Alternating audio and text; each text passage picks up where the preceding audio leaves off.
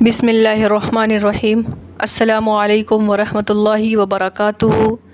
یہ مختصر القدوری کا تیسرا سبق ہے۔ گزشتہ سبق میں ہم نے کتاب الطہارت کو شروع کیا تھا اور وضو کے جو فرائض تھے ان کو پڑھا تھا۔ تو اس سبق میں ہم وضو کی سنتیں، وضو کے مستحبات اور وضو کو توڑ دینے والی چیزیں ان کو پڑھیں گے۔ انہی چیزوں کو پڑھیں گے، یعنی وضو کی سنتیں، مستحبات اور وضو کو توڑ دینے والی چیزیں۔ تو سب سے پہلے وضو کی سنتیں ان کو بیان کر رہے ہیں، تو چلیے سب سے پہلے ہم عبارت کو دیکھ لیتے ہیں۔ بسم اللہ الرحمن الرحیم۔ وسنن الطہارۃ غسل الیدین ثلاثا قبل ادخالها الاناء اذا استيقظ المتوضئ من نومه وتسمیۃ اللہ تعالی فی ابتداء الوضوء والسواک والمضمضۃ والاستنشاق ومسح الأذنین وتخلیل اللحیۃ والأصابع وتکرار الغسل الی الثلاث۔ یہ پوری عبارت ہے۔ اور وضو کی سنتیں، یہاں پر طہارت سے مراد وضو لیا گیا ہے، اور سنن یہ جو ہے سنت کی جمع ہے۔ اور وضو کی سنتیں غسل الیدین ثلاثا، دونوں ہاتھوں کا دھلنا 3 مرتبہ، قبل ادخالها الاناء اذا استيقظ المتوضئ من نومه، برتن میں داخل کرنے سے پہلے جب وضو کرنے والا نیند سے بیدار ہو، یعنی دونوں ہاتھوں کو دھلنا 3 مرتبہ برتن میں داخل کرنے سے پہلے جب متوضی نیند سے بیدار ہو۔ متوضی کہتے ہیں وضو کرنے والے کو۔ تو یہاں پر ہاتھ سے مراد گٹوں تک ہی ہے، وہ کہنیوں تک نہیں ہے،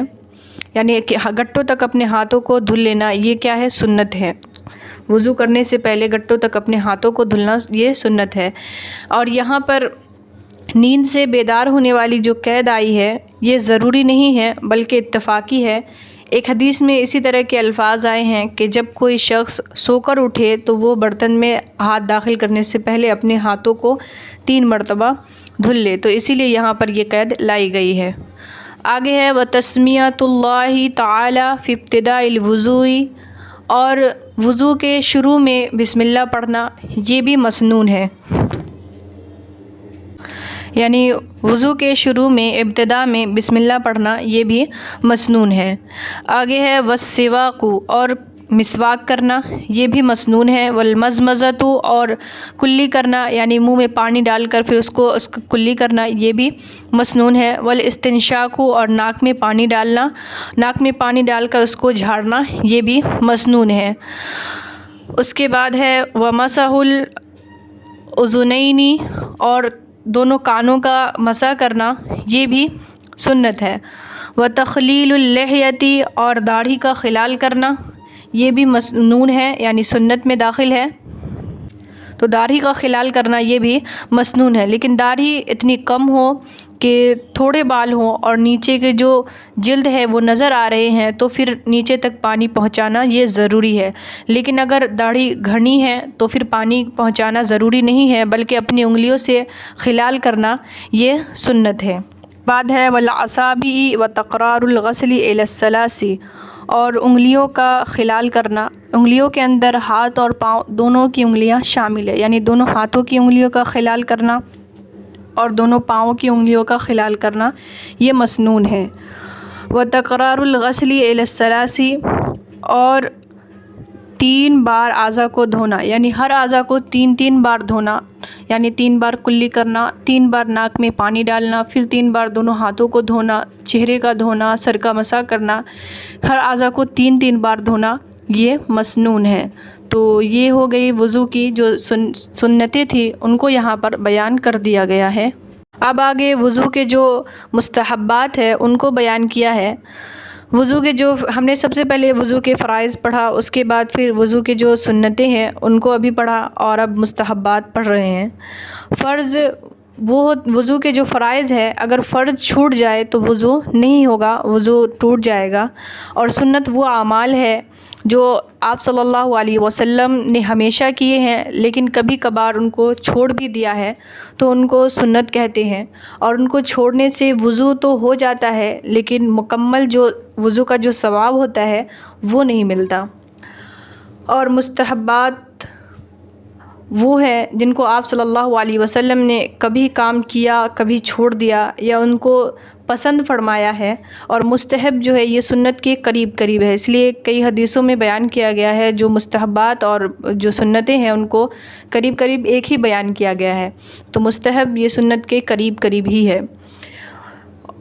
تو اب ہم وضو کے جو مستحبات ہیں ان کو پڑھیں گے،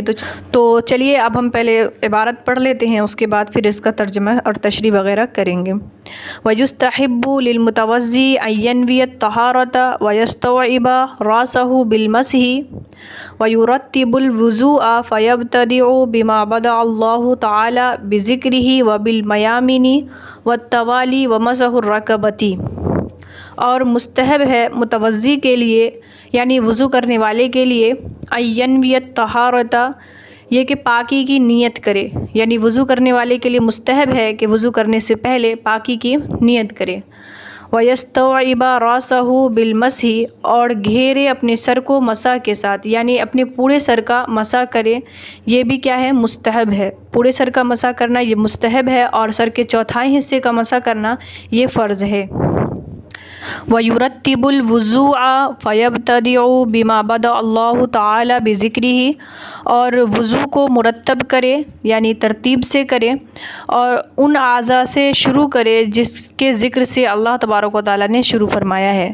یعنی قرآن کریم کی جو آیت اوپر گزری ہے سبق نمبر 2 کے اندر جو میں نے پڑھایا تھا،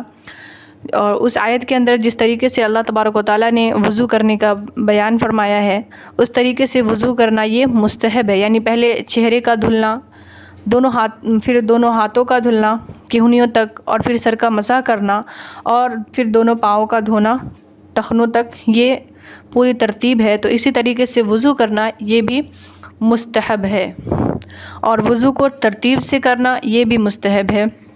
وَبِالْمَيَامِنِ، اور دائیں طرف سے کرنا، یعنی دائیں طرف سے شروع کرنا وضو، یعنی دائیں طرف سے پہلے ہاتھوں کو دھلنا، پھر دائیں طرف سے ہاتھ سے پھر مسح کرنا، یہ تمام چیزیں مستحب ہے۔ وَالتَّوَالِي، اور پے در پے دھونا، یعنی ایک اعضاء کے سوکھنے سے پہلے دوسرے اعضاء کو دھل لینا یہ مستحب ہے۔ وَمَسْحِ الرَّكَبَةِ، اور گردن کا مسح کرنا یہ بھی مستحب ہے۔ تو اوپر ہم نے ابھی وضو کے جو مستحبات تھے ان کو پڑھ لیا، اب ہم یہاں سے وضو کو توڑنے والی جو چیزیں ہیں ان کو پڑھیں گے۔ تو سب سے پہلے ہم عبارت پڑھ لیتے ہیں۔ وَالْمَعَانِيُ نَاقِصَةُ لِلْوُضُوءِ كُلَّمَا خَرَجَ مِنَ السَّبِيلَيْنِ وَالدَّمُ وَالْقَيْحُ وَالصَّدِيدُ إِذَا خَرَجَ مِنَ الْبَدَنِ فَتَجَاوَزَ إِلَى مَوْضِعٍ يَلْحَقُهُ حُكْمُ التَّطْهِيرِ وَالْقَيْحُ إِذَا كَانَ مَلَعُ الْفَمِّ وَالنَّوْمُ مُضْطَجِعًا أَوْ مُتَّكِئًا أَوْ مُسْتَنِدًا إِلَى شَيْءٍ لَوْ أُزِلَ لَسَقَطَ عَنْهُ وَالْغَلْبَةُ عَلَى الْعَقْلِ بِالْإِغْمَاءِ وَالْجُنُونُ وَالْقَهْقَهَةُ فِي كُلِّ صَلَاةٍ ذَاتِ رُكُوعٍ وَسُجُودٍ۔ اور وضو کو توڑنے والے اسباب، یہ المعانی جو ہے یہ معنی کی جمع ہے، اس کے معنی ہوتے ہیں کسی چیز کا مطلب یا مقصد یا سبب یا وجہ، تو یہاں پر اس کے معنی ہیں اسباب، یعنی سبب کے معنی میں یہاں پر یہ لفظ آیا ہے، المعانی یہاں پر سبب کے معنی میں آیا ہے۔ اور وضو کو توڑنے والے اسباب، ناقصۃ کے معنی ہیں توڑنے والے، اور للوضوء وضو کو توڑنے والے اسباب، کل ما خرج من السبیلین، ہر وہ چیز جو نکلے دو راستوں سے، یعنی پخانہ اور پیشاب کے راستے سے کوئی بھی چیز نکلے تو اس سے وضو ٹوٹ جائے گا، یعنی وضو کو توڑنے والی چیز میں سے پہلی چیز ہے کہ ہر وہ چیز جو نکلے دو راستوں سے، دوسری ہے والدم، اور خون، والقیح والصدید، اور خون اور پیپ